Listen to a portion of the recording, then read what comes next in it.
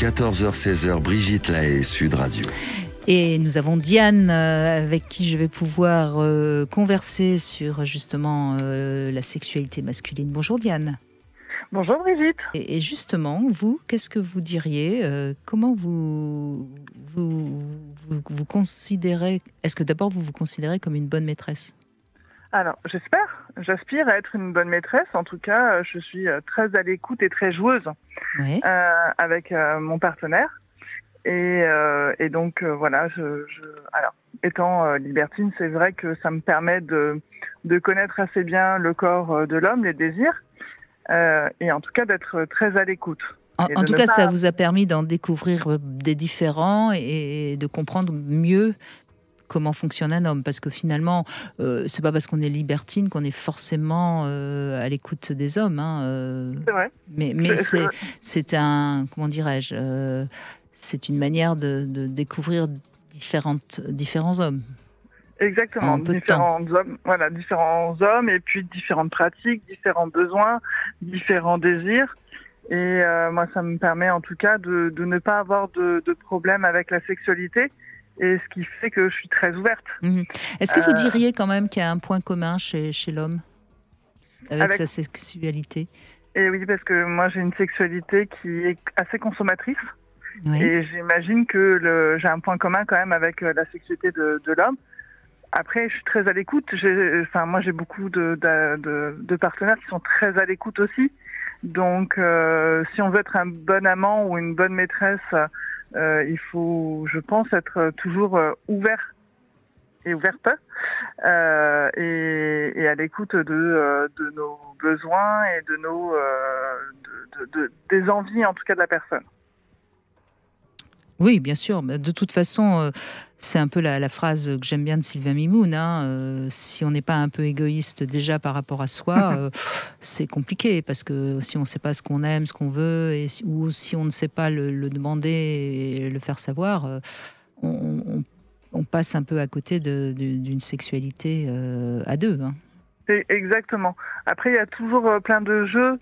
Si on n'arrive pas à communiquer, et si on n'arrive pas à se dire les choses par téléphone ou même à l'instant T pendant l'action, on peut toujours le préparer en amont avec des petits SMS, des petites photos. Même quand on se découvre, en fait, on peut dire tiens, j'ai un ami qui a fait ça il y a pas longtemps, j'ai trouvé ça très bien.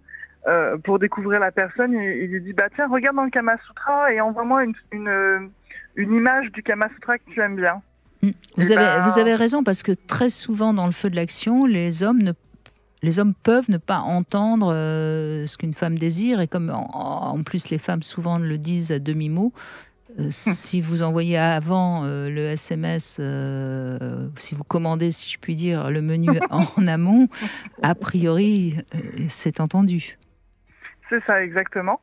Et puis, non seulement ça, et puis même pour lui, sinon on veut savoir où on va, ce qu'il aime, ce qu'il n'aime pas, etc.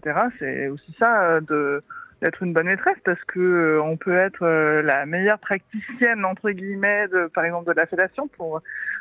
C'est pas pour autant que la personne en face va aimer la façon dont on le fait, donc il faut être à l'écoute de ce qu'ils aiment, de comment ils réagissent. Mais c'est exactement la même chose avec une femme. Donc je pense que vraiment, pour être une bonne maîtresse, c'est pas se mettre à la place de l'autre parce qu'on va réagir avec notre cadre de référence, c'est se mettre à sa place et comprendre comment il fonctionne. Oui, vous avez raison. Les hommes aussi sont différents. C'est pas parce que tel homme va aimer qu'on lui caresse ses testicules que l'autre va aimer aussi. Chaque homme a ses préférences, oui, c'est vrai. Exactement. Donc je pense qu'effectivement, être une bonne maîtresse est propre au couple, entre guillemets, à l'instant T, pas forcément un couple avec de l'amour, mais la personne avec qui on fait l'amour. Mais c'est toute la difficulté. Par exemple, les call girls, a priori, vont s'adapter à n'importe quel homme et vont satisfaire n'importe quel homme, mais comment dirais-je, elles font l'impasse sur leurs propres désirs et ce qu'elles aiment dans la sexualité. En fait, elles ne sont que l'objet du plaisir de l'homme. Mais c'est pas ce que demande un homme dans une relation sexuelle, je dirais, entre deux partenaires. Voilà. Donc, si si vous vous comportez comme le ferait une call girl, bah, vous allez décevoir l'homme parce que finalement, vous ne serez pas, vous ne lui offrirez pas votre jouissance telle que vous avez envie de lui offrir.